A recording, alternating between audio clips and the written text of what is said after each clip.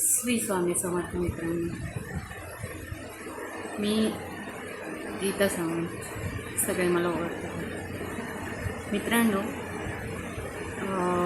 एक छोटीशी गंमत झाली आज माझ्याबरोबर, तर मी सगळ्यांबरोबर शेअर करते.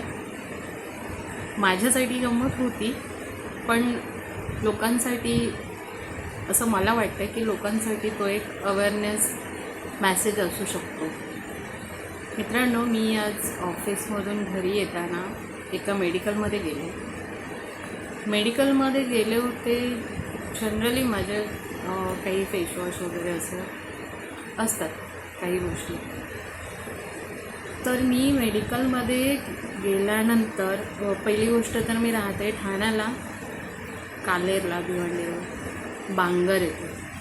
तर आमच्या इथे बांगर नगरला आतमध्ये घुसल्यानंतर पूर्ण गोडाऊन आहेत. त्यांच्यामध्ये गोडाऊनच्या आजूबाजूला जे काही शॉप्स आहेत किंवा मेडिकल्स वगैरे जे काही आहे, तर तिकडे सगळे भाजीवाले किंवा मेडिकलवाले किंवा जे काही धंदावाले आहेत ते सगळे मोमेडन आणि भैया लोक आहेत.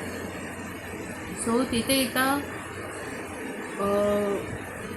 भैयाने मेडिकल शॉप ओपन केलं आहे आणि जवळजवळ वर्ष झालं तर मेडिकल शॉप ओपन आहे. आणि माझा डेलीचा यायचं जायचं रुटीन तोच आहे, म्हणजे माझा डेलीचा रस्ता आहे तो. मी डेली येता जाताना तिथूनच येते.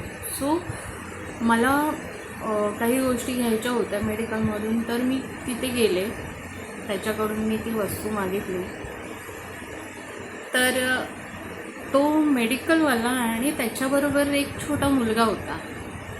ते दोघेही ती वस्तू शोधत होते. पूर्ण मेडिकलमध्ये त्यांनी सगळे कपाट, ड्रॉवर जे काय आहेत मेडिकलमध्ये, खूप मोठा शॉप आहे मेडिकलचा, सगळं शोधून झालं. आणि सगळं शोधून झाल्यानंतर तो छोटा मुलगा आला माझ्याकडे, मला बोलतो, दीदी मेरे पास आपकी चीज़ नहीं है. तर मला हसायला आलं. थोड्या वेळाने तो मोठा माणूस जो त्याच्याबरोबर होता, मे बी त्याचा भाऊ असेल, वडील असेल, XYZ, आय डोंट नो, तो पण आला माझ्याकडे की मॅडम आप जो चीज़ मांग रहे हो हमारे पास नहीं है. परत मला हसायला आलं. म्हटलं, अरे असं कसं, एकतर याला मला ती वस्तू द्यायची नाही आहे किंवा हे मेडिकल त्याचं नाही आहे. ऑफकोर्स मेडिकल जेव्हा एखादा माणूस खोलतो तर त्याची पूर्ण ट्रेनिंग, त्याचं शिक्षण सगळं झाल्यानंतरच त्याला ती ऑथॉरिटी भेटते की तो एक मेडिकल शॉप ओपन करू शकतो. तर हा मला दोघेही सांगतात की दीदी आपको जो चाहिए वो चीज़ मेरे पास नहीं है, मेडिकल में नहीं है, अवेलेबल नहीं है.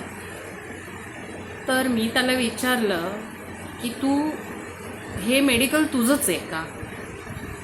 तर मला बोलला, हो माझंच आहे, गेल्या 1 वर्षापासून मी हे मेडिकल चालवतो. नंतर म्हटलं, परत एकदा विचार करून सांग, हे मेडिकल तुझंच आहे का? तूच इथे असतोस का? तूच चालवतोस का? तर मला बोलला, हो हे मेडिकल माझंच आहे, मीच ओनर आहे आणि मीच हे मेडिकल चालवतो गेल्या 1 वर्षापासून. तर नंतर मी त्याला म्हटलं, भाई मेरे को जो चीज़ चाहिए, म्हणजे मला जी वस्तू हवी आहे ती मी तुझ्या शॉपमध्ये कुठे आहे ती मी तुला दाखवू का? मी मोस्ट ऑफ माझं जे रेग्युलर मेडिकल आहे ते माझ्या बिल्डिंगच्या खालीच आहे. सो मला तिकडे कधी जाण्याचा प्रश्नच येत नाही. येता जातानाचा रुटीन असला तरी पण मी तिकडे कधी थांबत नाही, बिकॉज ऑफ मला माझं जे रेग्युलर मेडिकल आहे ते माझ्या बिल्डिंगच्या खाली आहे. सो आमचं जे काय असतं ते तिकडेच असतं.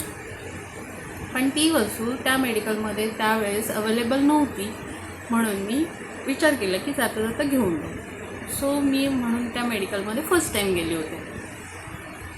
तर म्हटलं, भाई तू तो पिछले 1 साल से वो मेडिकल संभाल रहा है, मैं फर्स्ट टाइम तेरे मेडिकल पे विज़िट की है मैंने, लेकिन मुझे जो चीज़ चाहिए वो तेरे मेडिकल में अवेलेबल है, मैं तुझे दिखा सकती हूँ. तो बोलतो, नहीं दीदी मैंने पूरा मेडिकल ढूंढा है, मुझे वो चीज़ नहीं है मेरे मेडिकल में, मैं मंगवा लूँगा, आप मुझे उसका नाम लिख के दो। बोली भाई वो चीज़ है ना मेरे आँखों के सामने है, मैं देख पा रही हूँ, चाहिए तो मैं तुझे दिखा दूँगी, लेकिन अगर तुझे ये चीज़ पता नहीं है कि तेरे मेडिकल में कौन सी चीज़ किधर रखी है या कौन सी चीज़ को क्या बोलते हैं और वह किस पे यूज़ होती है, किस चीज़ के लिए यूज़ होती है, ये अगर तुझे पता नहीं है तो वो मेडिकल है ना तू बंद कर दे। मित्रांनो, विचार करण्यासारखी गोष्ट आहे। तुम्ही एक मेडिकल खोलून बसताय, पण तुम्हाला जर समोरच्याने एखादी वस्तू मागितली आहे तर ती कोणती आहे आणि ती कशासाठी यूज होते हे जर तुम्हाला माहीत नसेल तर तुम्ही आहे ना लोकांच्या जीवाशी खेळताय, अक्षरशः खेळताय। मी त्याला त्याच्याच मेडिकलमध्ये, त्याच्याच शॉपमध्ये बाहेर, मेडिकलच्या बाहेर उभं राहून ती वस्तू दाखवली, म्हटलं मुझे जो चाहिए वो चीज़ नहीं है। म्हणजे त्याच्यामध्ये पण वेगवेगळ्या व्हरायटीज असतात आणि मला वेगळं असं काही नको होतं। मी माझी स्किन खूप ऑइली आहे, सो मी एक लॅक्टोकॅरामाइन नावाचं एक क्रीम येतं, सो मी ते यूज करते रेग्युलर, स्किन ऑइली आहे म्हणून। तर त्याच्यामध्ये स्किनचं ऑइल थोडंसं कंट्रोलमध्ये राहतं आणि त्याच्यासाठी मी ते यूज करते। तर ते माझं संपलं होतं, सो आणि त्याच्यामध्ये पण वेगवेगळे कलर्स, वेगवेगळे फ्लेवर येतात। तर मला जो फ्लेवर हवा होता तो त्याच्याकडे नव्हता, तो त्याच्याकडे वेगळ्या कंपनीचा होता, वेगळ्या फ्लेवरमध्ये होता। सो मी कोणताही यूज नाही करत, माझा जो रेग्युलर आहे तोच मला हवा होता। सो मी त्याला ते दाखवलं तिथे, त्याला म्हटलं तुला जर माहीत नसेल तर मेडिकल बंद कर, तुला अधिकार नाही आहे मेडिकल चालवायचा। तर तुला कोणती गोष्ट कशावर यूज होते किंवा तुझ्याच मेडिकलमध्ये ती गोष्ट कुठे ठेवली आहे हे तुला माहीत नसेल तर तू मेडिकल बंद कर। त्यावर पटकन त्याचं उत्तर आलं मला कि दीदी ये मेडिकल मेरे भाई का है, मेरा भाई संभालता है, मैं यहाँ पे पिछले 15 दिन से हूँ। आता विचार करा मित्रांनो, तुम्ही जर एखाद्या मेडिकलमध्ये जाताय तर त्या मेडिकलवाल्यावर विश्वास ठेवायचा की तिथून मी तर सजेस्ट करेन की जर तुम्ही मेडिकलमध्ये जाताय तर मेडिकलमधून गोळ्या औषधं जे काही घेतल्यानंतर तुम्ही पुन्हा एकदा डॉक्टरकडे जाऊन डॉक्टरच्या स्टेटमेंट नंतर त्या गोळ्या घ्यायला किंवा दवा घ्यायला चालू करा। मला तर गोळ्या औषधांची गरज नाही पडत, बिकॉज ऑफ मी स्वतःच एक आयुर्वेदिक फूड सप्लायर आहे, त्यामुळे माझं जे काही असेल ते माझ्याच फूड सप्लिमेंटमध्ये कवरअप होतं, त्यामुळे मला डॉक्टर आणि मेडिकलच्या औषधं गोळ्यांची कधी गरज भासत नाही।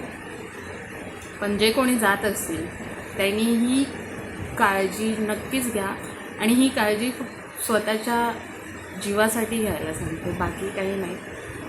मला त्यावेळेस तर असं वाटलेलं की एक व्हिडिओ काढून व्हायरल करेन, पण म्हटलं ठीक आहे जाऊ दे, प्रत्येकजण पोट भरायला येतो, पण हे जीवाशी खेळणं आहे ॲक्च्युली लोकांच्या। आणि स्पेशली कालेरकरांना सांगेन, जर त्या मेडिकलचा ॲड्रेस किंवा तो मेडिकलवाला कोण आहे हे जर तुम्हाला जाणून घ्यायचं असेल तर मला नक्की मेसेज करा, मी तुम्हाला त्याचं मेडिकलचं स्टोअरचं नाव आणि त्याचा ॲड्रेस तुम्हाला नक्की पाठवेन।